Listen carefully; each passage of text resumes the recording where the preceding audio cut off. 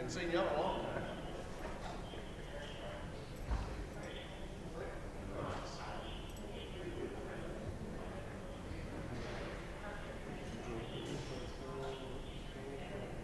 I'm here.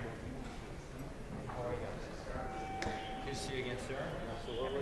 Hello. How are you? Thanks for coming. Good to see you. We talked to Brett last night. He sent the test. So what's that? We talked to Brett. Oh, good. Good. So, did you get the trip to Washington Island all squared away? He's telling me that, you know, he said he's ready to have a plane land anytime. That's right. That's right.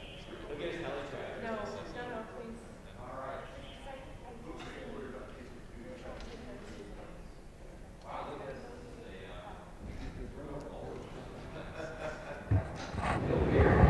Very gently, very gently. It's in camera one, number 2. I am not, but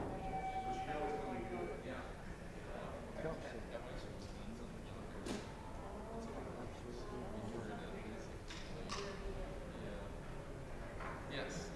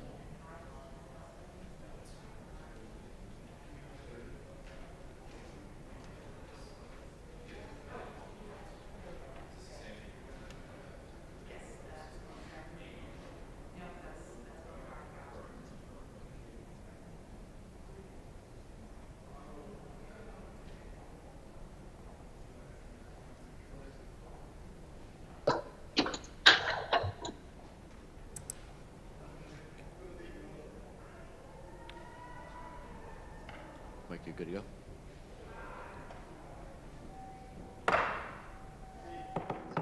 Subcommittee will come to order. Before I begin my opening statement, I want to welcome our witnesses, and I'm just going to read some technical information, since this is a hybrid hearing, and some members will be joining us remotely. Welcome to today's hearing, Operations in Cyberspace and Building Cyber Capabilities Across the Department of Defense. We have convened this as a hybrid hearing, and we are joined by members who are participating remotely.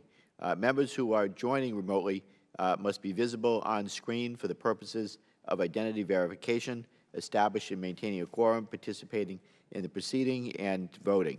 Those members must continue to use the software platform's video function while in attendance unless they experience connectivity issues or other technical problems that render them unable to participate on camera. If a member experiences difficulties, they should contact the committee staff for assistance.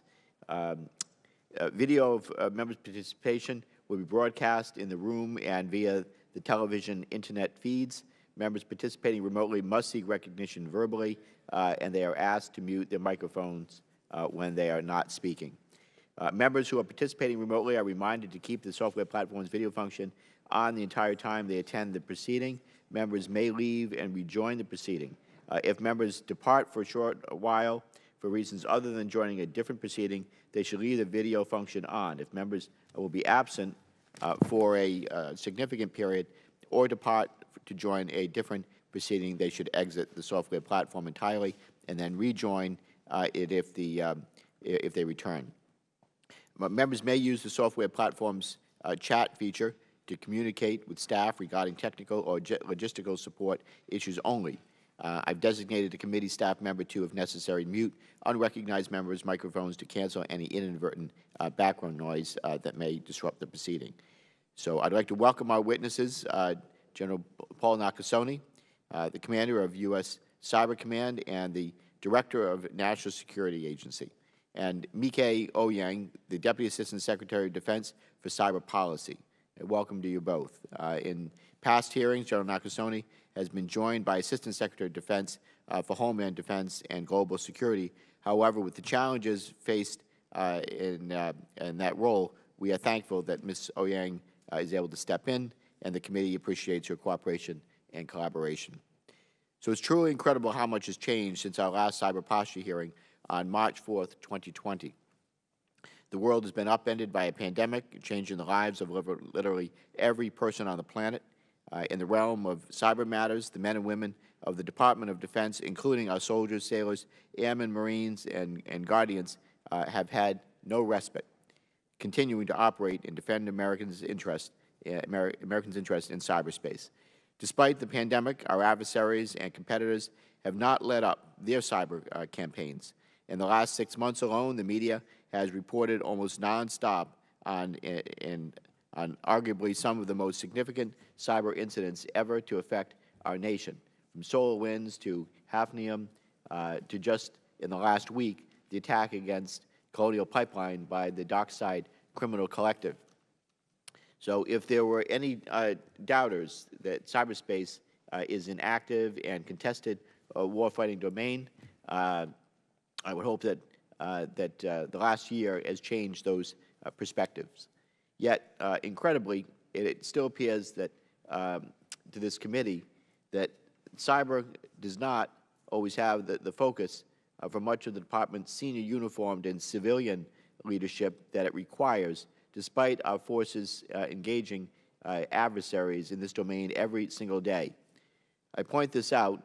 Recently, the Air Force removed cyber from its mission statement, even though a report from the Office of Secretary of Defense concluded that the inclusion of cyber in the Air Force mission statement is the single reason why Air Force personnel have vastly outpaced other services in pursuing cyber-related certifications. Candidly, it's frustrating that the people in this room, both members and witnesses, seem to be fighting an uphill battle to put cyber front and center in the Department. Out of 5 officially recognized warfighting domains, the senior civilian official for air, sea, land, and space domains are military service secretaries. Yet, with all due respect to Ms. Oyang and her spectacularly overworked team, the senior civilian for cyber is 4 rungs lower than her counterparts overseeing other domains. So we also have to account for the ways in which cyberspace operations occur within and affect the information environment. One of the most illustrative examples of how the department's structure can hinder rather than enable operations is its own organization chart. The DoD's joint publication 313 notes that cyberspace is one of many information-related capabilities designed to affect the information domain alongside psychological operations and electromagnetic spectrum operations. Yet each of the information-related capabilities is handled by a separate entity and siloed within the department, ensuring that we cannot leverage our capabilities to the maximum extent possible. This needs to change. In our current age of great power competition, conflict in the gray zone below the level of armed conflict has never been more relevant to our strategic thought. For numerous reasons, challenges with attribution, easily altered payloads, and ease of proliferation, cyber is the ideal tool for gray zone conflict. The information domain, including cyberspace, is where our forces are engaged against our adversaries daily. As the nation comes to realize that this domain is as important as any other, we need the Defense Department to adapt to ensure that any conflict with adversaries remains in the information space as much as possible and never moves into the kinetic realm. As we push the Department to adapt toward the information environment, Congressional oversight has never been more necessary. It is the mechanism by which we monitor the activities of the executive branch and ensure compliance with relevant statute. While I understand that transitions can result in disconnects or misunderstandings, I anticipate hearing from the committee staff that any issues that may have arisen will be quickly resolved to our satisfaction. So I'm happy to add detail in private, but we'll leave it at that for now. So with that, I now want to thank our witnesses again for appearing before us today. As a reminder, after this open session, we'll move to the CVC auditorium for a closed member-only session. With that, I want to turn now to Ranking Member Gallagher for his remarks. Thank you, Mr. Chairman, and thank you to General Nakasone and Mrs. Eo Yang for being here today. Cyberspace is the ultimate gray zone in which operations often do not fit neatly into either traditional kinetic warfighting or non-traditional activities. Adversaries like China and Russia, as well as non-state actors, are continuously exploiting the gray zone and probing our networks and exploiting our vulnerabilities in cyberspace. I mean, just in recent months, we've had SolarWinds, we've had Microsoft Exchange, we had Russian cyber actors last week shut down a major U.S. pipeline, highlighting the cyber threat posed to our critical infrastructure from actors anywhere in the world and how actors all over the world can reach out and touch all of our constituents, no matter where our districts are. I just would say, though our cyber adversaries are diffuse and evolving, and they've proved time and again that our cyber networks are only as strong as the weakest link, our operations and capabilities have also evolved, in large part due to the work of this subcommittee and the leadership of General Nakasone at U.S. Cyber Command, and in particular, General, the input that you provided to the Cyberspace Solarium Commission over the last 2 years, which took up a lot of Representative Langevin and my work over the last couple of years. But as we continue to harden our networks and improve our capabilities, the President's budget must focus on modernizing DoD's platforms.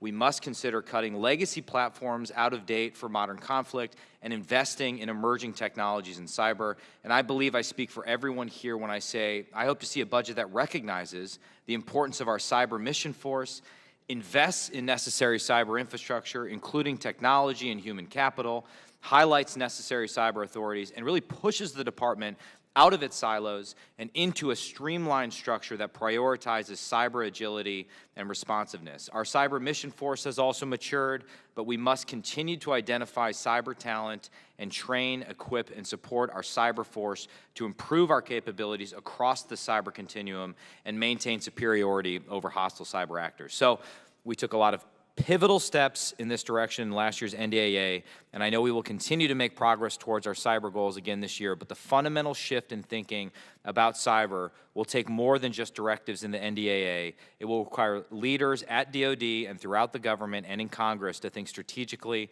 and acknowledge that cyber is now the critical domain to every facet of our national security. And with that, Mr. Chairman, I look forward to hearing from our witnesses today, and I yield back. Thank you, Ranking Member Gallagher, for your remarks. With that, I'll now turn it over to Ms. Ouyang and General Nakasone for 5 minutes of remarks each. Ms. Ouyang, you are recognized. You may proceed. Thank you, Chairman Langevin, Representative Gallagher, and members of the committee. I'm pleased to be here with General Nakasone, the commander of U.S. Cyber Command, to report the progress that the Department of Defense has made in achieving the department's objectives in cyberspace. This afternoon, I'm testifying in my role as the Deputy Assistant Secretary of Defense for Cyber Policy. In that role, I'm responsible for advising the Secretary and Deputy Secretary on cyberspace policy and the development of the department's cyber strategy and other cyberspace policy. Congress has demonstrated that it views cyber defense as a priority through not only its legislative work, but through member service on the Solarium Commission.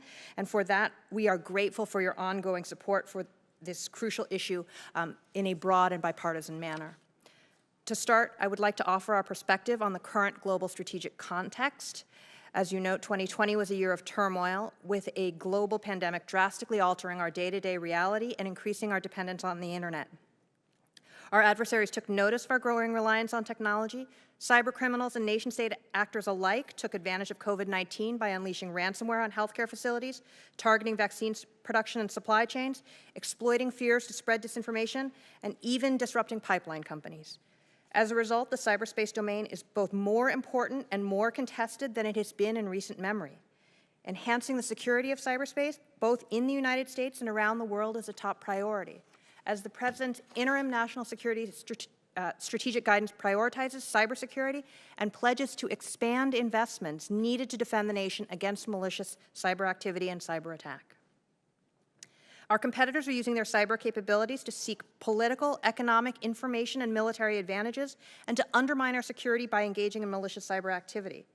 The DNI assesses that cyber threats from nation-states, particularly China, Russia, Iran, and North Korea, and their surrogates, will remain acute both in day-to-day competition and to seek advantage in armed conflict. As Secretary Austin said at his confirmation hearing in January, China is the pacing threat for the department, including in cyber operations. China uses cyber operations to erode U.S. military overmatch and economic vitality, stealing U.S. intellectual property and research. Chinese malicious cyber activity continues to this day. Russia also continues to be a highly sophisticated and capable adversary, integrating malicious cyber activities, including espionage and influence operations, in mutually reinforcing ways to achieve its objectives. They engage in a wide range of malign cyber activities, including attempts to interfere with U.S. elections, spreading ransomware such as NotPetya, efforts to disrupt the postponed Tokyo Olympics, and the most recent SolarWinds attack. In addition to using cyberspace as an offensive tool, China and Russia view the internet as a mechanism to control and intimidate their own populations. While the United States advocates for an open, interoperable, secure, and reliable internet, China and Russia have created and employed a digital authoritarian model using their technological and cyberspace capabilities to manipulate narratives, repress free speech, surveil their citizens, and quash dissent domestically. China seeks to export digital authoritarianism to other repressive regimes, remaking the internet in its image. Beyond China and Russia, we remain concerned about the cyber threat posed by Iran and North Korea. And further, nation-state actors such as criminals, terrorists, and violent extremists continue to leverage the internet to advance their agendas. The line between nation-state and criminal actors is increasingly blurry as nation-states turn to criminal proxies as a tool of state power, then turn a blind eye to the cybercrime perpetrated by the same malicious actors. This is a common practice for Russia, whose security services leverage cyber criminals while shielding them from prosecution for crimes they commit for personal benefit. We have also seen some states allow their government hackers to moonlight as cyber criminals. This is not how responsible states behave in cyberspace, nor can responsible states condone shielding of this criminal behavior. The President has made clear also the need to strengthen our alliances. The Department is driving new approaches to do that, and we continue hunt forward operations with partners even during pandemic, and cyber exercises such as Cyber Flag to help our allies prepare for adversary actions.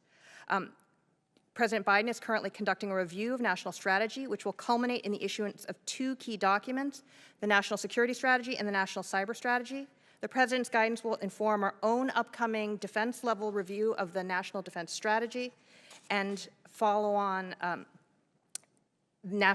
Department's second ever cyber posture review, which will evaluate our ability to execute national and departmental level strategies to achieve our goals in cyberspace. We look forward to delivering the strategy and posture review to Congress once they are completed. Thank you for the opportunity to appear before you today, and I look forward to the members' questions. Thank you, Ms. Ouyang. And General Nakasone, you are now recognized 5 minutes. Chairman Langevin, Ranking Member Gallagher, and distinguished members of the subcommittee. I'm honored to be here and testify beside Secretary Ouyang and represent the men and women of U.S. Cyber Command. 3 major incidents over the past 6 months demonstrate the importance of cybersecurity to our nation. Well-resourced and sophisticated adversaries are exploiting gaps in the nation's ability to monitor U.S. cyberspace infrastructure while conducting operations from within the boundaries of the United States. The SolarWinds incident occurred through the highly skilled means of an adversary against a U.S. company's supply chain. At nearly the same time, the server hack associated with Microsoft Exchange showcased the ability of another adversary to exploit vulnerabilities and attack systems around the world. The Colonial Pipeline ransomware attack also demonstrates a growing trend of companies and even government agencies being held hostage by malicious cyber actors. These cases demonstrate the broadening scope, scale, and sophistication employed by some adversaries. The United States government, in tandem with industry partners, must improve its defensive posture to prevent and/or minimize the impacts while contesting and defeating those who would exploit such vulnerabilities and target American companies and citizens. Cybersecurity is national security. Over the past year, I emphasized the importance of defending the election against foreign interference.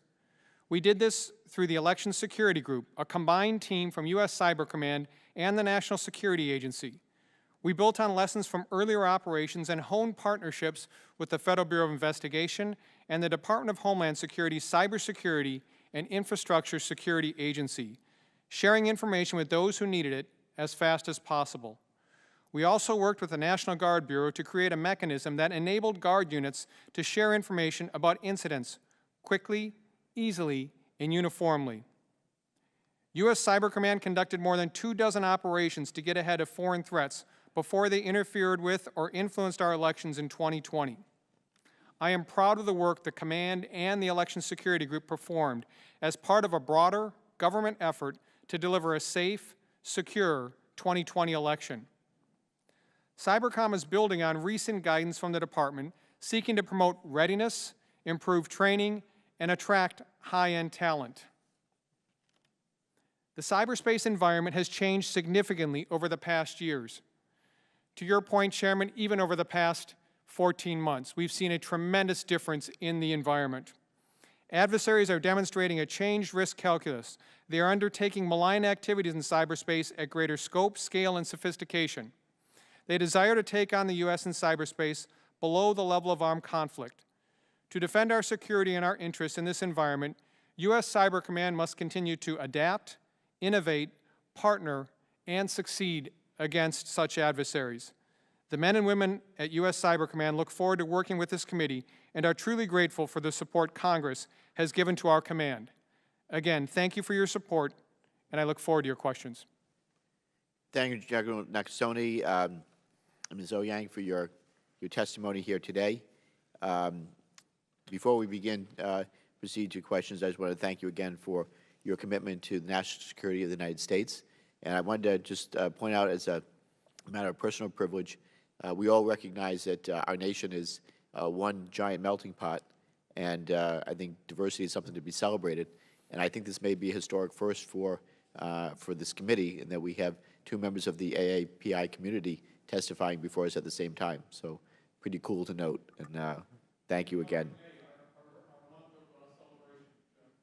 Very good.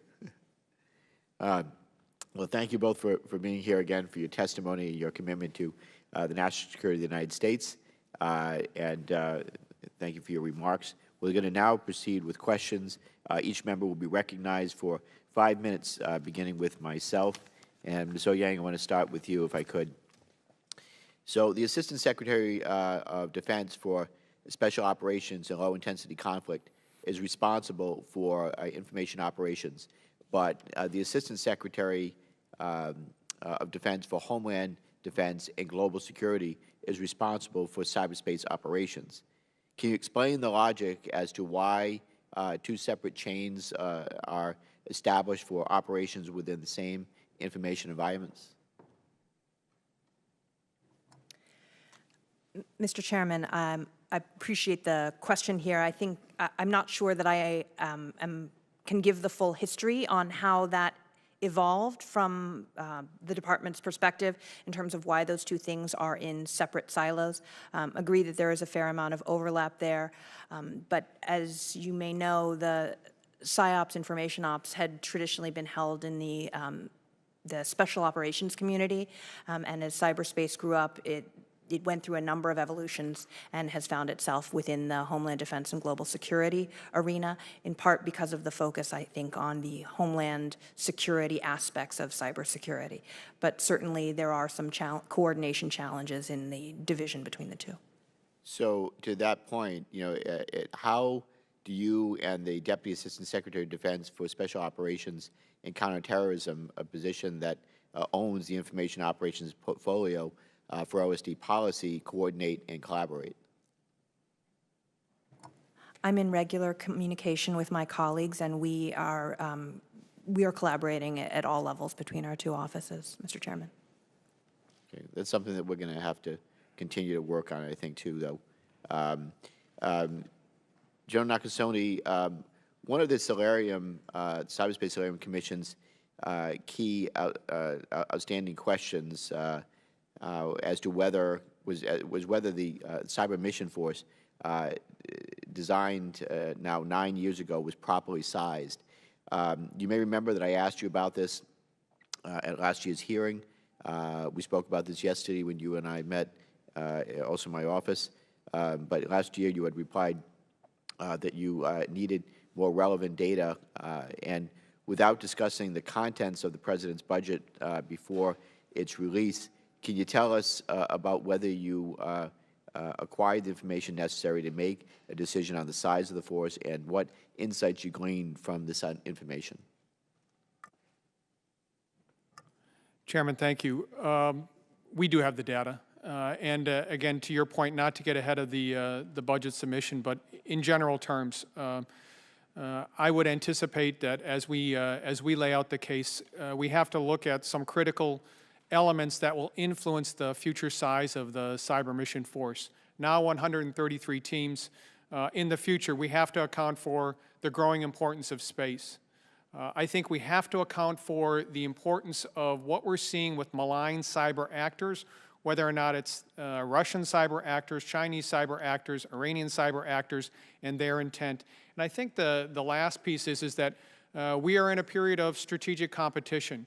And I think the word is competition. So we have to have that balance of not only what we are going to support our fellow combatant commands if conflict was to break out, but also if our adversaries are operating below the level of armed conflict every single day, what type of force do we need to be able to ensure that we can counteract that, much in the same way that we have done in our support to the national elections? Thank you, General. Recently, one of your subordinate commands, Army Cyber Command, established an Information Warfare Operations Center. At nearly the exact same time, U.S. Army Special Operations Command at Fort Bragg separately established an Information Warfare Center. So acknowledging that this is Army-specific, it points to a wider issue about lack of clarity on mission sets and an absence of direction inside the department. How do you distinguish what Cyber Command and its cyber-focused subordinate commands do versus what Special Operations Command and its soft-centric subordinate elements do? Chairman, have a very, very close and enduring partnership with U.S. Special Operations Command under the leadership of General Rich Clark. We talk frequently on this. To provide a bit of perspective on this, I see it as only natural that Special Operations Command, as they operate across all the different domains, also has a capability within cyberspace. I think the delineation is, what is the focus of U.S. Special Operations Command? What is the focus of U.S. Army Cyber Command? What is the overall focus of U.S. Cyber Command? I think we have worked through that. I think, to your point, there's still work to do in our doctrine. We will continue to advocate for that work. But we all realize that it's more than, just conducting one cyberspace operations. It's the entire information domain that we have to understand and be able to operate within. Thank you, General. I'll hold there and turn to the ranking member for his questions now. Thank you. General, you mentioned the challenge in the Colonial Pipeline context of ransomware and criminal groups. And I think it's safe to say that challenge is only going to grow in the short term. Part of the problem, it strikes me, is an authorities problem. I'd be curious, to the extent you can answer in open session, what tools you believe you have in your kit to get at that challenge. Because I believe you also mentioned that as NSA director, you're limited in obviously monitoring domestic U.S. IT infrastructure. Do you think your cybercom forces could be provided under DSCA to DHS, for example, and used to conduct this sort of monitoring analysis under DHS authorities, at least until DHS builds its own capabilities? How do we get at this in the short term while we sort of build out a longer term answer? Ranking Member, I think to your initial point, it's really important to look at this as a broader element, and how do we get after this criminal activity? I think this is a whole of government effort. In the United States, it is most appropriate that lead federal agencies, obviously Department of Homeland Security, Federal Bureau of Investigation. I don't think there's any problem with the authorities in terms of what it's stated out to do. But as we look at ransomware and as we continue to peel this back, as we see criminal actors that are operating outside the United States, I think what the administration obviously is moving towards is how do we have a whole of government approach that brings together our levels of power that includes diplomacy and certainly our economic and, if necessary and if authorized, outside the United States, what the Department of Defense might do. To your last point, Ranking Member, with regards to support for an incident like this, well-established processes, as you know, defense support to civil authorities, and I think that those would be executed if lead federal agencies needed to have that as support. Well, as we attempt to step back and look at it holistically, I think it's fair, at least with one lens, to look at it as not just as this attack isolated, but as a Russia problem, right? And part of the problem is at times opaque relationships between the Russian government and criminal groups. Do we have the sufficient analytical capacity to tease out those relationships, make those distinctions? Is there more regional expertise that we need to apply to this problem? I'd be curious to the extent, again, the extent you can answer in this session, how you think about those opaque relationships and our ability to better understand them. Quite simply, I think about it in terms of how do I provide the most intelligence I can as the Director of the National Security Agency or Commander of U.S. Cyber Command that provides both a viewpoint on intent and capability of our adversaries. I think, as any director of a combat support agency would share with you is we need to do more. And we can talk a little bit more in closed session today, but again, I think that overall we have work to do across U.S. Cyber Command and the National Security Agency. And then finally, one of the Cyberspace Solarium Commission recommendations that we are working on right now is this concept of systemically important critical infrastructure, which this case obviously brings up. Do you support the idea of creating a codified relationship between the United States government and critical functions? Congressman, I would say I support anything that is going to ensure the security of our critical infrastructure and key resources. My experience has been with elections, but there are 16 other sectors, and I think that what the administration has laid out in the 100-day plan, initially with regards to energy, is a great start where we need to figure out how do we bring the whole parts of the government, and particularly important, how do we bring the private sector into a greater partnership to ensure that we have outcomes that will lead to greater resiliency and obviously security. Thank you. I guess the clock doesn't count down when you're up this high on the dais, which is interesting, but in the interest of time, I'll still yield back. Well, we follow the lead of the chair and ranking member of the full committee that the chair and ranking member of the subcommittee are not on the clock. But with that, I want to now thank you for your line of questions, and I also want to commend the ranking member for his leadership as co-chair of the Cyberspace Solarium Commission. I was proud to serve on the commission with you, and really appreciate your commitment to our national security. That report was went a long way, I think, toward getting to a stronger place in cyberspace. With that, I want to recognize now Mr. Larson for 5 minutes.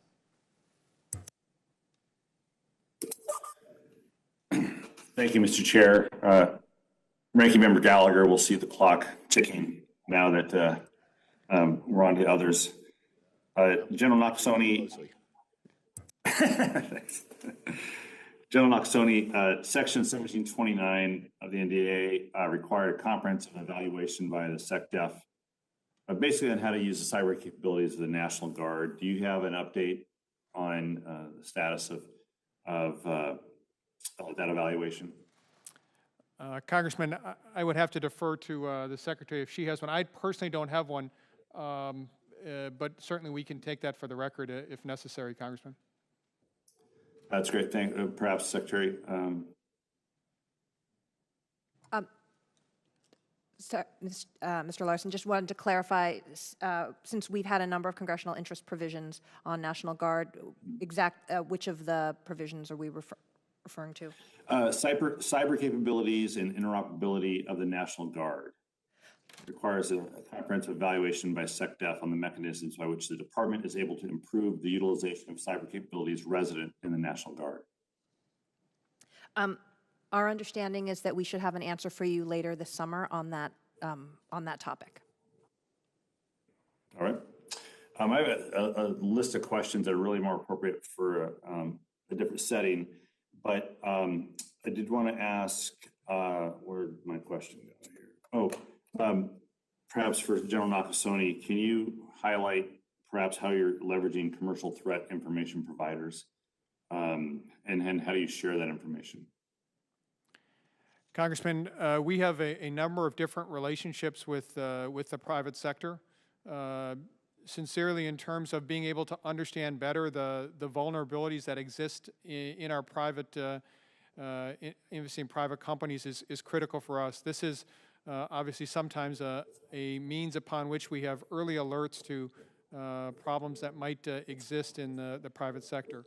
At the command, I assure you that any type of data is looked at, screened, and carefully evaluated for U.S. persons data. And if by rare occasion that we do have that, we will certainly minimize, and we have processes and procedures upon which to deal with that. And then in last year's NDAA, we authorized some language that has Cybercom participate in and contribute to the Joint Cyber Planning Office at CISA. How will you plan to implement that provision? Congressman, we've had some experience in working very closely with CISA, and it began with the election. One of the things that I directed were a series of planners to go over and to work closely with CISA as we put together our strategy for securing the 2020 election.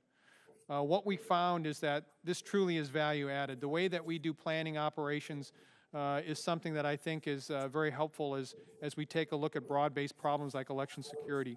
We're going to continue to support that. That's been an element that the Secretary has emphasized to us, and in very close partnership, obviously, with CISA. So this will be just the first of many steps as we go to work this closely. All right.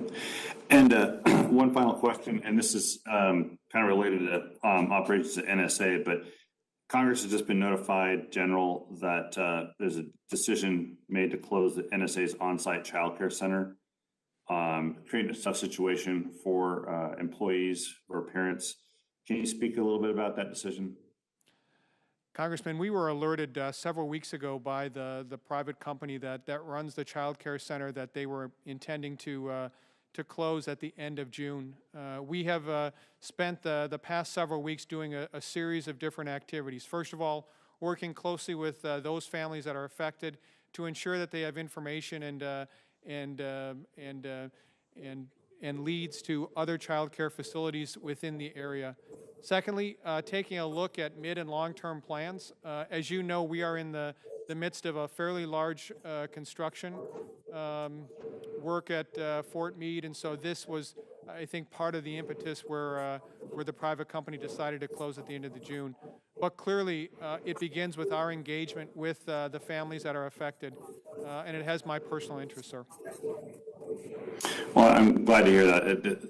Pre-pandemic, we had a child care crisis in the country. Pandemic has exacerbated that. We've taken action through the American Rescue Plan to try to alleviate some of that, but we don't need to deliberately add to the problems of folks. So thanks for updating the Yield back. Right on time, Larson. Very good. I thank the gentleman for his line of questions. Mr. Rogers now recognized for 5 minutes. Thank you, Mr. Chairman. General Nakasone, the threats that you've described that we face from adversaries in the cyber world, how imminent are they? Well, I think, Congressman, to your point, I think that what we're seeing right now are adversaries that are increasing their scope, scale, and sophistication. And what do I mean by that? I mean that it no longer is just a simple guessing of passwords or perhaps a phishing email that our adversaries are starting to use.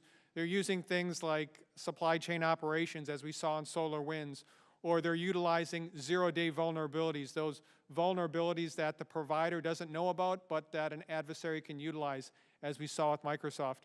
And so this is the world in which our adversaries are operating below the level of armed conflict, trying to do three primary things. They are looking to steal our intellectual property. They are looking to, steal our personal identification, whether or not that's, passwords, or that's social security numbers, or that's email addresses.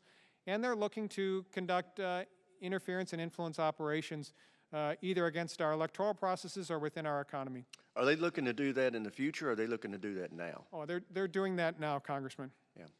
So you would urge this committee to act with haste on whatever you're going to recommend for us to do in this year's NDAA. Congressman, I would certainly focus internally, and I'm going to be ensuring that whatever we're doing at a pace that is accelerated. Well, my point is, if you're going to need any additional statutory authority, you need to let us know, because we're ready to act. I talked to you yesterday about the committee's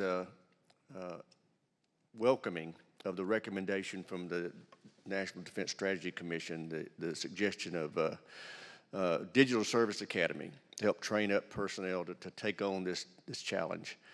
And you mentioned that you also had a retention issue. Can you talk more to the committee about the challenges you face with retention of quality personnel in this area? So, Congressman, you asked me yesterday about how the services were doing in terms of providing us military and civilian members to outfit our 133 teams, and my response is they do a spectacular job at doing that. It's not the fact that our services don't do a great job in recruiting and the fact that they do a great job in training and then we develop them at U.S. Cyber Command. At the end of the day, what I think the most about is how do we retain this superior force, particularly those individuals that are so much more capable than their peers.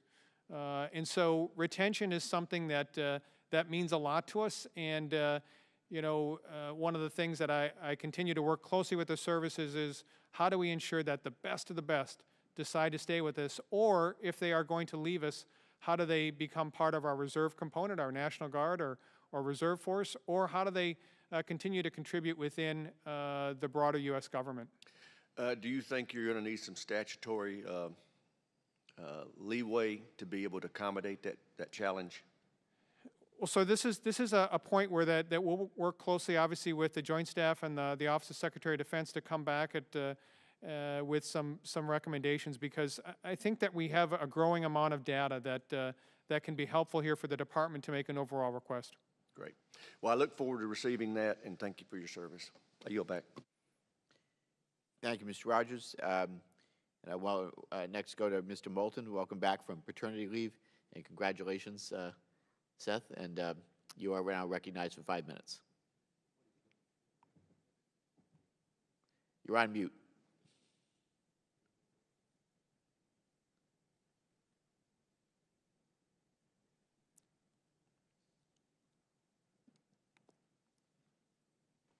How's that? We got you. Go right ahead.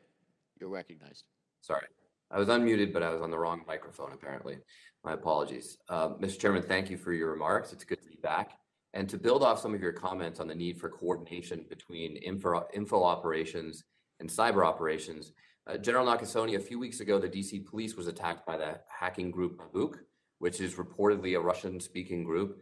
They accessed and published hundreds of confidential documents, clearly damaging the public's confidence in the police in the process. In the past year, we've also seen influence operations by Russian entities to undermine confidence in the police and exacerbate societal tensions related to the police. So it's not a stretch to imagine that an adversary could use a combination of cyber attacks like the one conducted by Babook and influence operations to undermine faith in public institutions further.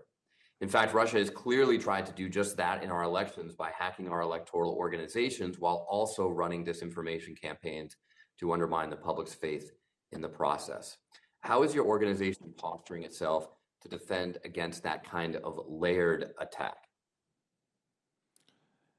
Congressman, we're well postured to ensure that we provide the appropriate support to the lead federal agencies involved. Let me give you several examples. So first of all, I'll begin with the elections. Our focus at U.S. Cyber Command, at the National Security Agency, is outside the United States to provide the insights on our adversaries into what they are doing. We're well practiced at this, and I think we've demonstrated our proficiency in both the 18 and the 20 elections in doing this. In terms of the recent concerns about domestic violence, again, our focus is outside the United States for foreign actors that might be doing one of three things. First of all, generating content that might be utilized within the United States. Secondly, any type of violent activities that are being called for by a foreign actor. And then thirdly, any type of information that's being passed internally with regards to gathering against the United States in any location. We work closely with the FBI on that. We work closely with the Department of Homeland Security. We will continue to do that now and well into the future. General, how would you characterize the interagency process and how effectively you are able to work with these different agencies? It strikes me as an observer that the lines of authority are not particularly clear, and it's hard to delineate who's responsible for which operations, especially when, even just given the example you just described, it's very easy to see how a foreign actor like Russia can easily have a single operation that goes into the territory of multiple U.S. organizations. Congressman, I think the authorities, at least from my perspective as both the commander and the director, are clearly stated, and I know them very well. And I know that our focus is outside the United States. I know that our focus is enabling our partners within the United States. And I think I come back to the elections. There could not have been a closer partnership between U.S. Cyber Command, the National Security Agency, the Federal Bureau of Investigation, and the Department of Homeland Security. To give you an example. Well, the elections are, General, we're just short on time, but just to give you an example of the problem here is that if the rest of us don't see that partnership or understand how it works, then you can have a situation where, you've briefed us that the last election was the most secure in American history, and yet half the people in Washington today, all of one party, are trying to make the case that it wasn't. So how do we improve that that understanding, even if it's just a public understanding of how these lines of authority work? So, Congressman, in terms of the election, I speak to attempts by foreign adversaries trying to interfere and influence our electoral process. And I am very proud of the work that has been done and in partnership with FBI and DHS on this. Yes, but you're not answering my question, General, which is that if public perception doesn't understand how this interagency coordination works, then it's easy to think that these operations are not successful. Mr. Moulton, if I may. So how do we improve that? Mr. Moulton, if I may. Yes, absolutely. It is something that the department works with whole of government to protect our elections, and I think we are very clear with the public about the work that we do in this space, but we do not operate domestically, and so we have to engage with the rest of government to make sure that the American people are resilient to misinformation and disinformation, and we will continue to work with our interagency partners on that. Yeah, I mean, that's my point, and I know my time's expired, Mr. Chairman, but I think we clearly need to do work on that. And if I had time, I was going to ask, when I visit a Marine unit on the ground, are they going to say that they are integrated with Cyber Command? My questions all revolve around this coordination. It's very difficult to do, and I'm not trying to suggest that I don't have confidence in your ability to follow your lines of authority. But let's make sure that that they work well, not only internally, but that we can communicate them effectively to the American public. Thank you, Mr. Chairman. Thank you, Mr. Moulton. Mr. Gates now recognized 5 minutes. Thank you, Mr. Chairman, and thank you for holding this very important and timely hearing. Millions of our fellow Americans are suffering right now in their quality of life and their ability to interact with their jobs and their families as a consequence of a lack of resilience to these foreign cyber threats. And General, I wanted to ask you, in circumstances where this opaqueness exists that Ranking Member Gallagher referenced regarding the connections between malicious cyber actors and state actors, how should we think about the concept of deterrence and our capability to deter against some of these more asymmetric threats? Congressman, I think that in terms of thinking about deterrence, it really is thinking about how do we impose costs, and that's the way that we have approached it at U.S. Cyber Command within the department in terms of operating outside the United States. When we see elements that are operating, how do we try to impose the largest cost possible, whether or not that's through being able to expose them, whether or not that's being able to share the information with a series of partners that we have, or whether or not when authorized to conduct operations against them. Can our fellow Americans who are dealing with the impact of this last cyber attack assume that the imposition of some cost is what's being contemplated by the Department of Defense now? So while I won't get into obviously any of the operations that are being considered, what I would say is that my role as the commander of U.S. Cyber Command is to provide a series of operational opportunities or courses of action for the Secretary and the President to consider. I want to again delineate the types of options that we'd like to task you to develop as they relate to state actors versus non-state actors. I understand that with governments, exposure and embarrassment can be a high cost. Do you agree that with more asymmetric threats, the costs have to be more direct and economic and kinetic?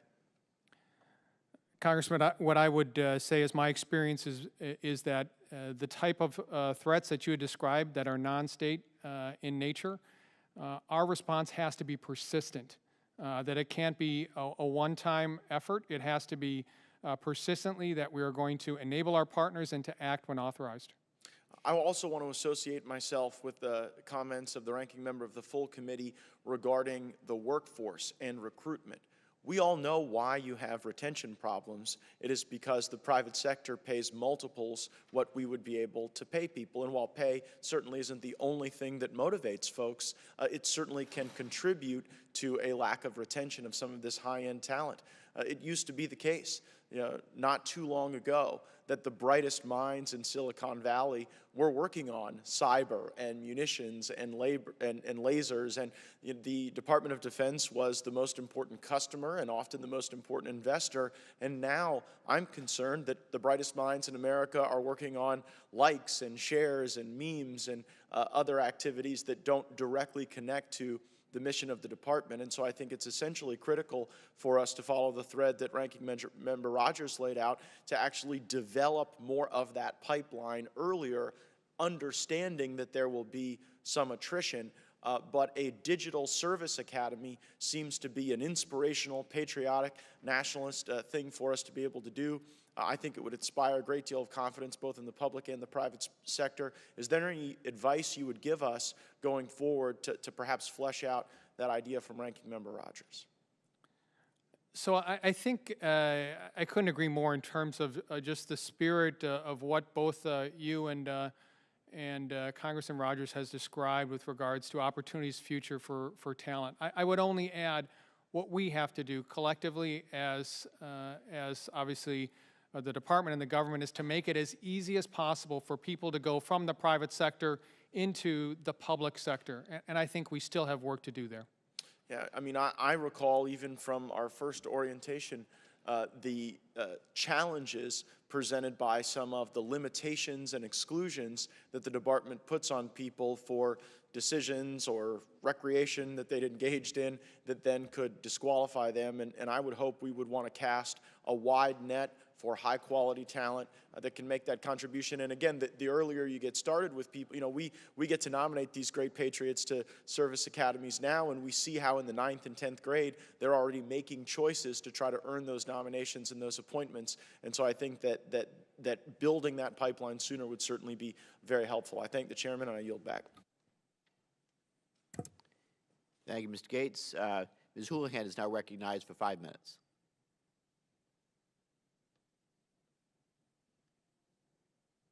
Thank you, Chairman. I really appreciate the chance to ask questions. This one is for General Nakasone, and it's nice to see you again.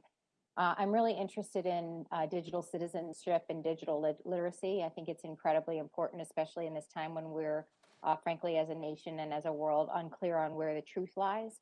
I'm wondering if you could tell us how you, frankly, both of you are ensuring that your cyber professionals are trained on how to identify and root out disinformation.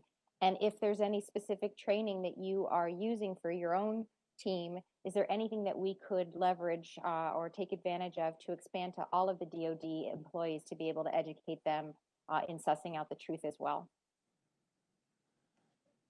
So, Congressman, I'll begin, and if the Secretary wants to jump in. So I begin. In terms of our work, we have a very, very structured analytic development program at U.S. Cyber Command that walks our analysts through being able to understand the information that's presented.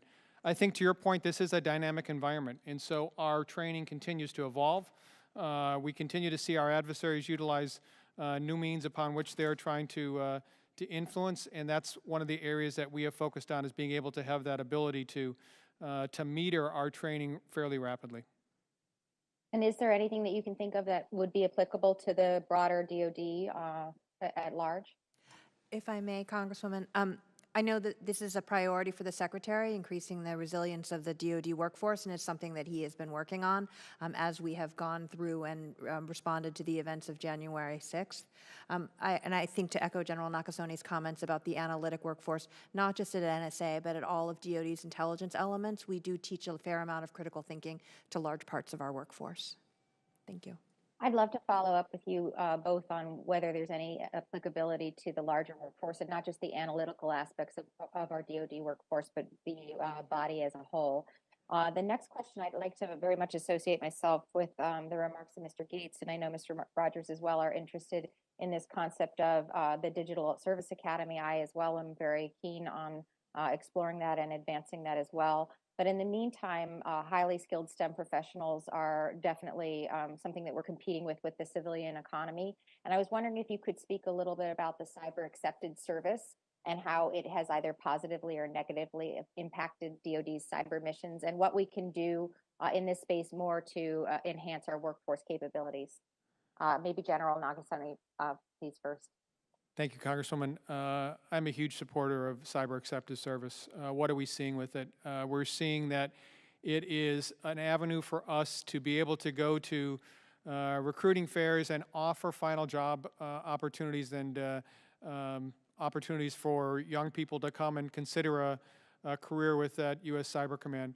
The other element is that I think it takes into account that we have to hire differently, and so we're seeing a dramatic drop in the number of processing days for those that are hired under cyber accepted service. Let me give you an example. Traditionally, it's taken about 110 days to bring someone into our civilian workforce. Under cyber accepted service, we're seeing that drop to somewhere in the 60-day range. So that's a tremendous drop for us. That means that we get people into our workforce much quicker. It's a much better sign for those that are coming into U.S. Cyber Command that we're serious about talent as our #1 priority. Ms. Ouyang, do you have anything further to contribute to that?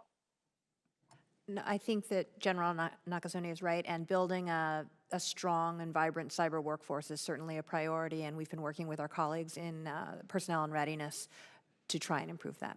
Thank you. And with the last couple seconds of my time, is there anything further that we could be doing in addition to things like the Digital Service Academy and programs such as these that we can make sure that we're including in this round of the NDAA? Ms. Oyang. So, Congressman, if I might, let me highlight Dreamport, which is an initiative that this committee has supported. I think you'll recall that Dreamport in 2018 was stood up. It is an unclassified facility just outside of Fort Meade that we utilize for a number of different initiatives.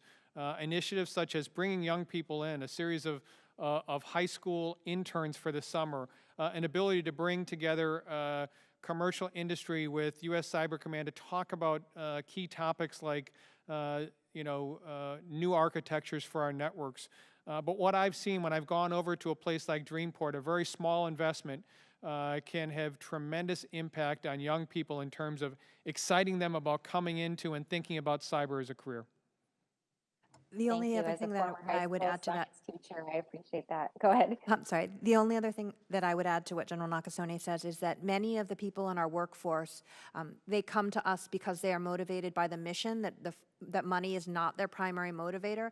And so the Congress's continued support for our the ways in which we can bolster the training and education of our workforce to help them deepen their support to the mission.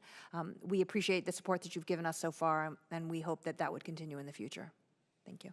Thank you, ma'am, and I yield back. Thank you, Ms. Houlihan. Mr. Franklin is now recognized for 5 minutes.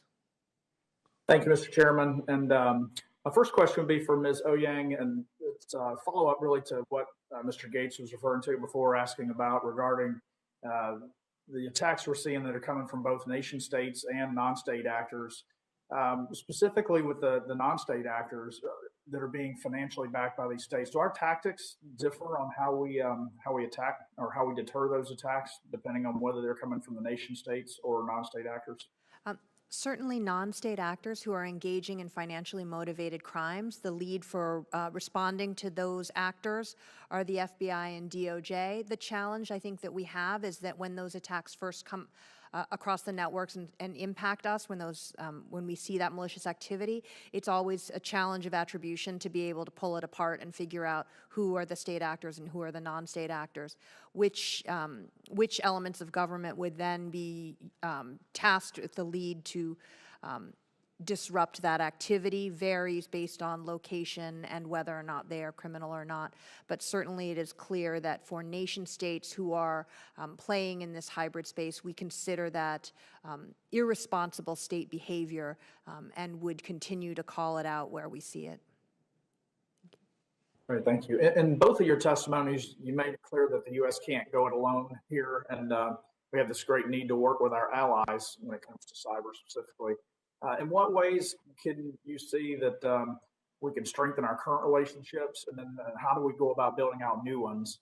And with some of our tactics like hunt forward, has that position changed over time, depending on which partner country we're referring to? Congressman, I would just say that as the President has indicated, strengthening and reinforcing our relationships with our alliances and partners is a very high priority for him. We have demonstrated our commitment to working with allies and partners in the face of the threat. We have expanded our participation in Cyber Flag, and the President continues to maintain a high interest and support for hunt forward operations. I'll let General Nakasone speak to the specifics of that, but we continue to build relationships with partners and allies. Congressman, I would just add hunt forward operations where we're obviously coming at the request of a foreign government, work through the Department of Defense and the Department of State, has been I think a tremendous ability for us to show our commitment to partnerships. And just during the defense of the 2020 elections, 11 different missions in 9 different countries, you can see the importance that the department places on this. Great, thank you. That's all I have, Mr. Chairman. I yield back. Thank you, Mr. Franklin. Ms. Slotkin is now recognized for 5 minutes. Great, thank you, Mr. Chairman, and thank you to our witnesses for showing up here. You guys have such an important mission. I want to associate myself with the comments that Representative Gallagher said at the top of the session here. I think it would be so important to really present a truly transformational budget on cyber. Whenever you guys submit it, I think that this committee is crying out for it. I think that the country's crying out for it. And we know that that will come at the expense of older systems, legacy systems, pork, and that Congress has a responsibility to help you with that, which we don't always live up to. But I just want to encourage you to be bold and provide something that really helps move us into the 21st century so we can maintain our military edge. I guess the question I have for both of you is I'm running this task force along with Mr. Gallagher on the Defense Department supply chains and our vulnerabilities. And cyber has come up at every single session that we've had 8 weeks in a row. So can you tell me, particularly in the wake of SolarWinds, kind of what Cybercom is doing to look at supply chain vulnerabilities, either access by foreigners or just, whether it's intentional or benign. Can you talk to me about supply chain issues? Congresswoman, I'm sorry. What we have done in the wake of SolarWinds is, again, taken apart and better understand exactly what the adversary was able to do. And from that, working with the National Security Agency and the Department of Defense have looked at the defense industrial base to be able to share that information. I would offer to you, however, that we are also getting a tremendous amount of support and information from defense industrial base companies that provide us kind of an indicator, and be more than happy to follow up with that in a future session. Okay. The other thing I guess I would ask is, in Michigan, we host a multi-domain exercise that is Army, Air Force, and has now been integrating cyber into, the giant exercise. Tell me about what you've done to try and encourage the cyber component of multi-domain exercises all over the world. Congresswoman, what we have done is twofold. One is to try to encourage and support the Guard, not only in exercises, but in real world. And so we created a capability called the Cyber 9 line, which allows any element within the Guard, Air, or Army to be able to access our big data platform to share information at an unclassified level with the simple use of a common access card, which is your ID card. Every single element within the United States, the 54 elements of the Guard in our states and territories, has utilized that. The second piece is continuing to support not only within our exercises, Cyber Flag, as the Secretary mentioned, but also within Guard exercises to have robust cyber play. Okay. And I guess, this is more of a comment than it is a question, but along the lines of what Representative Moulton was saying, it is so hard to explain to the American public what we're doing to respond when they see these very visible attacks, whether they're from a foreign entity or ransomware or whatnot. Our constituents, they are on the front lines of these attacks, and yet they don't know what their country is doing to respond. And I know that that's a difficult position for you all. What you do is should be under the radar, but I would just note that there is a real sense that there's just no deterrence on a cyber attack, that a Russian group, a Chinese group can just attack us with impunity. They can steal 1 million records, the SF-86 forms of 1 million federal workers, and we put out a strongly worded press release. So we are going to need to figure out how to not just do it in the shadows, but communicate to the American people that we're not leaving ourselves open as this becomes kind of the primary form of attack on the average American citizen. So I'll leave it at that. Thanks very much, and I yield back. Thank you, Ms. Slotkin. Mr. Fallon is now recognized for 5 minutes.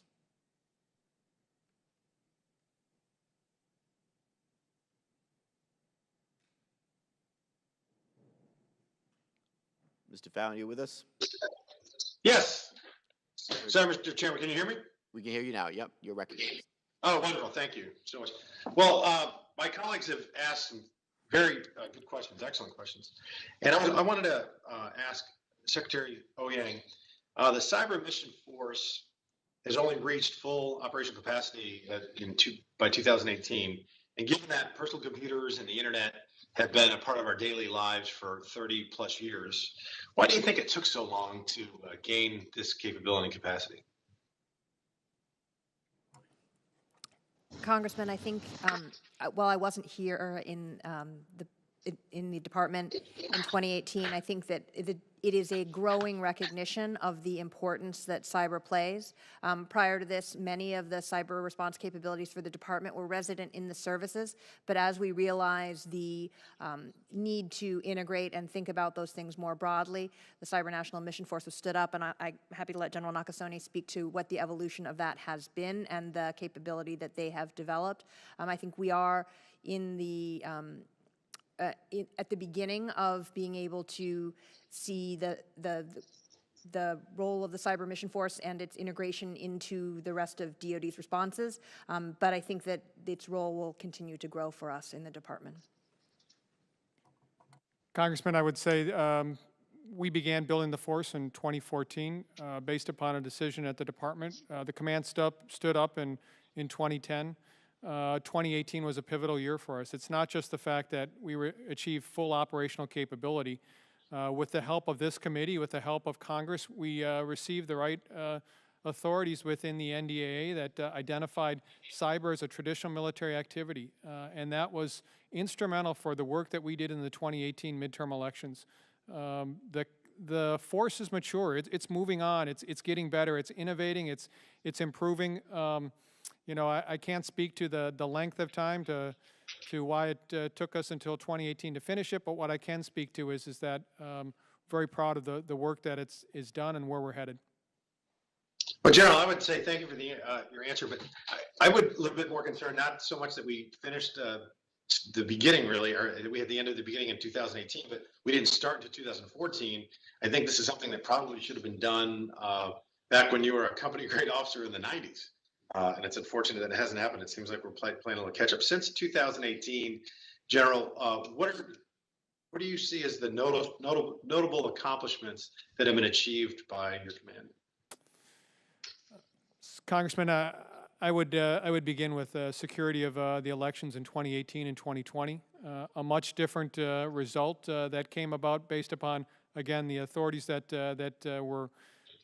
came to us from both the legislative and the executive branch. There are other series of operations that have been conducted since then that I would welcome to be able to comment this afternoon in a different form.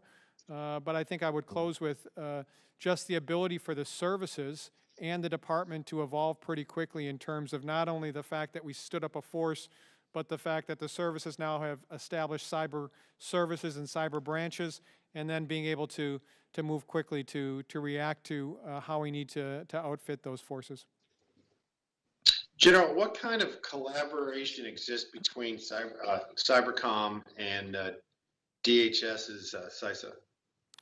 Daily collaboration, Congressman. As I mentioned, we have a series of planners that are there. We have worked such initiatives as the protection of the vaccines within this country. We have also looked at a series of exercises to posture ourselves for support to DHS in the event of a crisis. So it's an ongoing, robust relationship with CISA.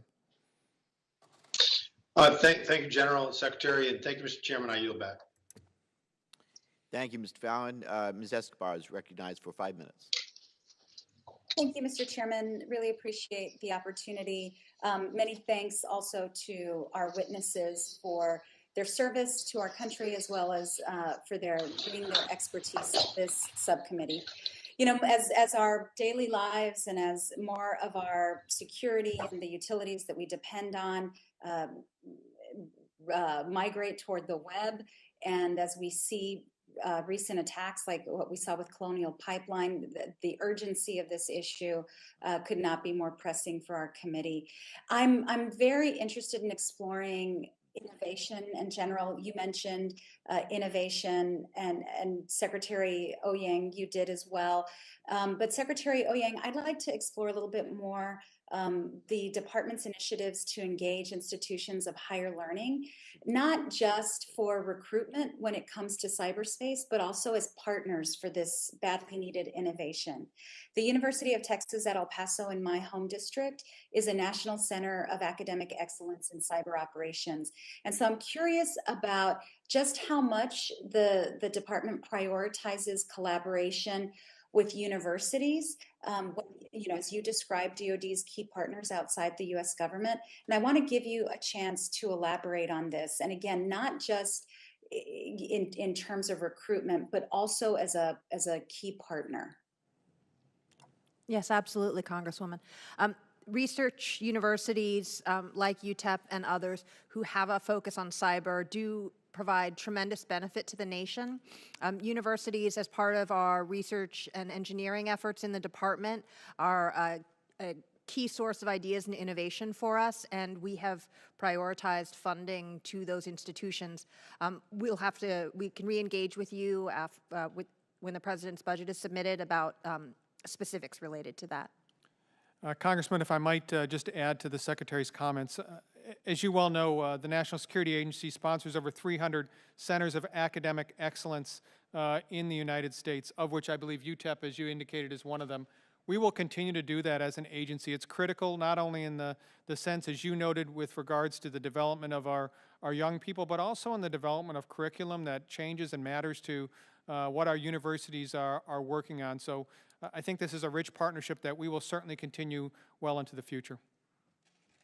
General, I really appreciate that. And, one of the things that I would add in addition to bringing that innovation that universities and institutions of higher learning can bring, an institution, as you know, like UTEP, which is a Hispanic serving institution, brings badly needed diversity to the way that we operate as a country, as a government. And so I appreciate that. And I look forward to continuing to work with you all on ways to expand opportunities for institutions like UTEP, but also to really rely on that innovation that I think will help get us out from being behind the curve and to being more in front of it. Secretary Ouyang, one last thing. I want to explore the Pathfinder program. You said you partner with DHS on this, in which you assist private companies by enhancing their ability to protect their own networks. Can you describe the results of the Pathfinder initiatives?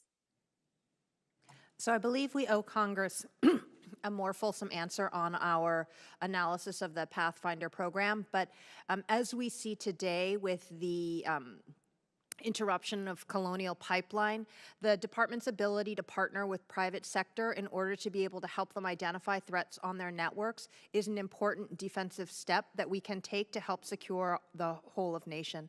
And I think perhaps General Nakasone has some thoughts on additional public-private partnerships in that area. So, Congresswoman, I think my experience has been we have worked closely with both the financial and the energy sectors on that. If we might, if I can take that for the record, though, to provide you a more fulsome answer. That'd be great. I appreciate it. Thank you both. Mr. Chairman, I yield back. Thank you, Ms. Escobar. Ms. Bice is now recognized for 5 minutes. Thank you, Mr. Chairman, for holding this very important hearing, and thank you to both the witnesses for joining us today to share your perspectives. I appreciated your comment, General, in the beginning that cybersecurity is national security, and I think that the things that we've seen over the last week or two especially have highlighted the importance and the swiftness at which this issue needs to be addressed. As both of you know, the DoD currently relies on thousands of data centers that are often stovepiped, disconnected, and in many cases have reached their limits of life service. They can no longer be upgraded to meet current cyber threats our nation is facing. I understand there's a directive for DoD agencies to migrate to MilCloud 2.0, but the adoption has been slow. For both of the witnesses, but specifically to Secretary Ouyang, could you provide me with your perspective on the migration to MilCloud 2.0 and the degree to which the migration can help address DoD's current cyber vulnerabilities? So as you know, the department takes a number of steps to defend its networks and its data. But as to the specifics of the migration, I'll have to take that for the record. I want to make sure that I've coordinated that with my CIO colleagues. Thank you. What I would add to that, Congresswoman, is what we have learned over the past 6 to 12 months is that we have to think about defense differently in terms of as we move to, cloud-based capabilities to secure our data. Many people think that we'll just put it into the cloud.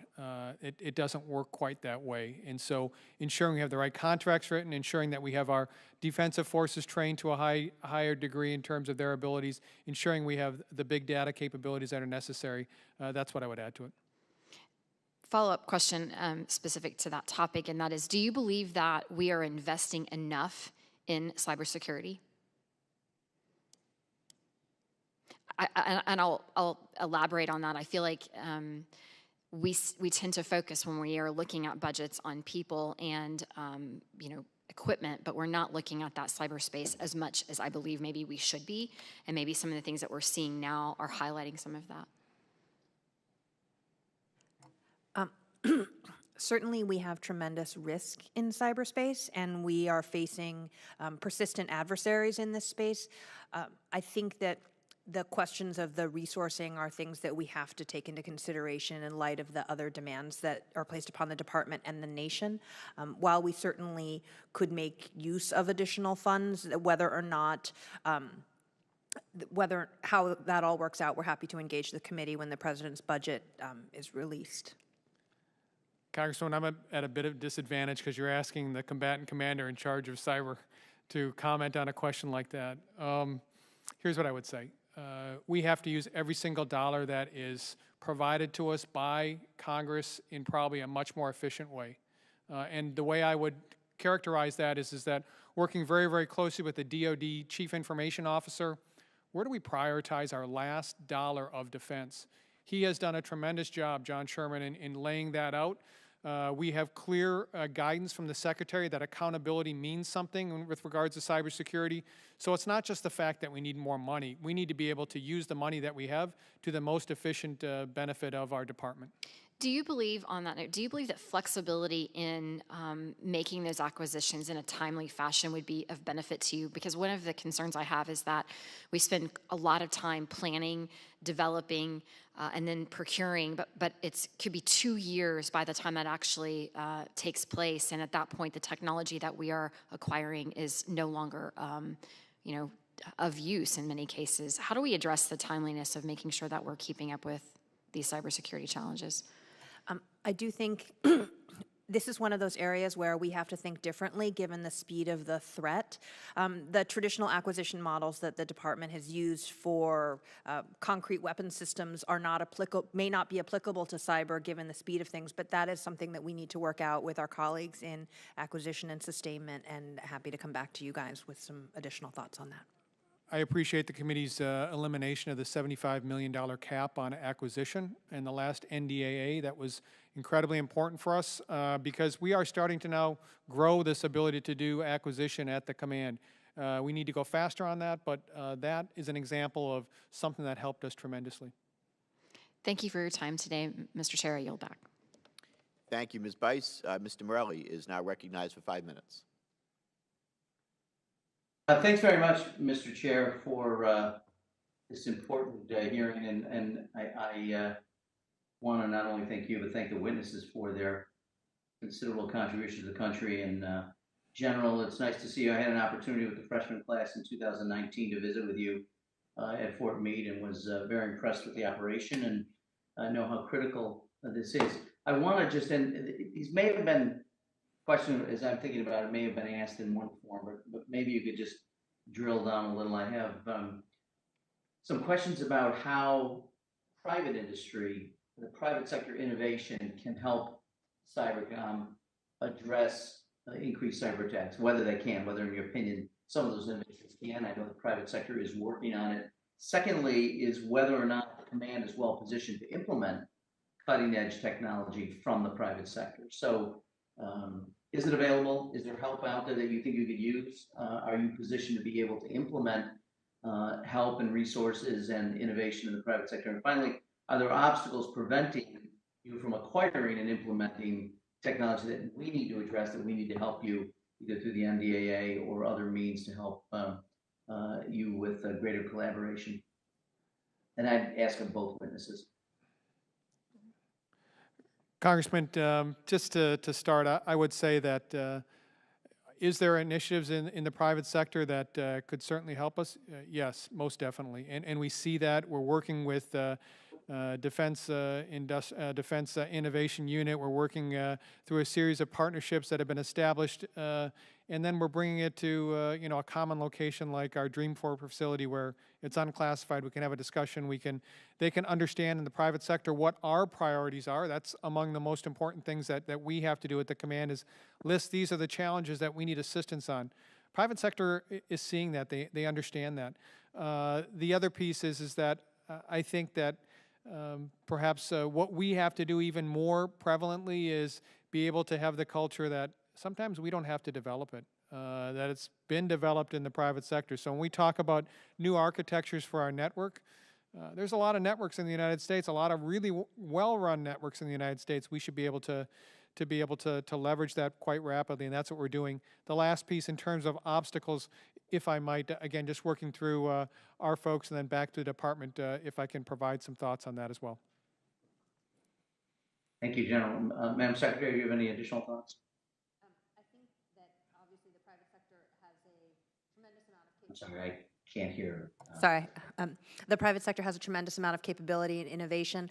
I think the department is looking for innovative ways to be able to bring that innovation into benefit our mission. The challenge, I think, is while the private sector may move fast and break things, we in the department can't afford to have things break. We need to move fast and fix things. So we welcome private sector partnership to work on that. Thank you. Very good. Mr. Chair, I think this is an important subject. I'd love to continue to be a part of the conversation. It'd be helpful to both the Secretary and the General as they meet what are emerging and obviously very serious threats. With that, I'll yield back, Mr. Chair. Thank you, Mr. Morelli. Mr. Moore is now recognized for 5 minutes. Thank you, Chairman. Obviously, a very pertinent and important conversation today, so I'm glad and appreciate having the time and witnesses for being here. I think the American public would be able to categorize this as these issues keep happening. We got Colonial, we've got SolarWinds. My two questions are for General Nakasone. They're about deterrence and talent. So let me jump into the first one. We've now set a precedent. We're naming Russia as the culprit in a couple of these situations and these attacks. Is that a plan going forward? Is it meant to be a deterrent for future hacks? Will it be a deterrent? Could you provide some context on our approach to that, and even more broadly with respect to deterrence? If I might start, and then I'm certain that the Secretary may have some comments on that as well. So with regards to what we're seeing by adversaries operating against us in cyberspace, this is going to continue. And so the department's position in terms of defend forward operating outside the United States and U.S. Cyber Command's ability to do persistent engagement is what we are doing, and we need to do more of it. We need to be able to enable our partners better, and we need to act when authorized more effectively. And I think that that this will be certainly where we are headed. In terms of specific options regarding any of the adversaries, I'd defer that until this afternoon. But there are, from my vantage point, a series of options that we continue to develop and provide when necessary for a number and a range of opportunities for the Secretary and the President's determination. Excellent. Congressman, thank you for that very important question. I think deterrence is certainly the department's goal when it comes to cyberspace, but I think we need to be specific about what kind of deterrence and against which types of adversaries. Since there are some of the activity that you referenced is what we would consider cyber espionage. And while we would expect that there is nothing that an adversary could do to deter U.S. intelligence gathering efforts, there's likewise, we may not be able to deter adversary activity in that space to zero. That's not to say we can't impose cost, both by calling it out and making their lives harder. And engaging through other means to try and limit the scope of that activity. And I think that there are other ways that we can think about deterrence by denial. I would just note that in terms of cyber attacks that would rise to the level of an armed attack, we have not seen that type of attack from the adversary on the U.S., from a nation-state adversary on the U.S., and we would, I think, continue to maintain a strong deterrence posture against any type of attack of that nature. Excellent, thank you. I look forward to discussing more for our closed briefing. Quickly, just with respect to the pool of cyber talent in the DoD, how ultimately are we going to be competitive with the commercial industry? How can we better avoid the attrition that we oftentimes see within the DoD that is both an expense and a dearth of talent that exists? So, Congressman, I'd begin. Our number one competitive advantage in this space is our mission. There is nowhere you can do some of the things that you can do at U.S. Cyber Command legally in the United States. And so that is something that we continue to obviously reinforce with our members. The second is that we have world-class facilities, whether or not you're in Fort Meade or Georgia, Texas, Hawaii, Colorado, any place that we're operating. One of the things that we have been the beneficiaries of is a very, very high standard of facility that we operate. And thirdly, one of the things that we continue to obviously leverage are a series of financial incentives that the services, Cyber Accepted Service has provided to us. But it will never be about money. It needs to be about what we're doing in the mission and the folks that they're working with. Excellent. Welcome. Any other thoughts, Secretary? Thank you, Congressman. We really appreciate the committee's focus on this. And while we seek to retain the best possible cyber talent for the department, we do have the benefit of, as we train cyber personnel, as General Nakasoni's personnel complete their military service and return to the private sector, we are also helping to fill a shortage of cyber talent across the nation.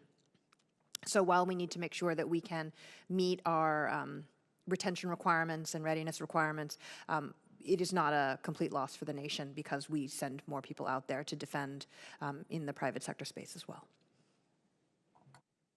Excellent. Looking forward to discussing more. Yield back. Thank you. Very good. Thank you, Ms. Moore. And with that, I want to thank our witnesses for their testimony, the members for their questions. To our witnesses, I know that members had some questions that required follow-up, and members may have additional questions that I ask that you respond in writing at the earliest opportunity. And with that, we're going to close out the open session of this hearing, and we'll move now to SVC 200, CVC for 200 for the classified portion. With that, the hearing stands adjourned. Thank you.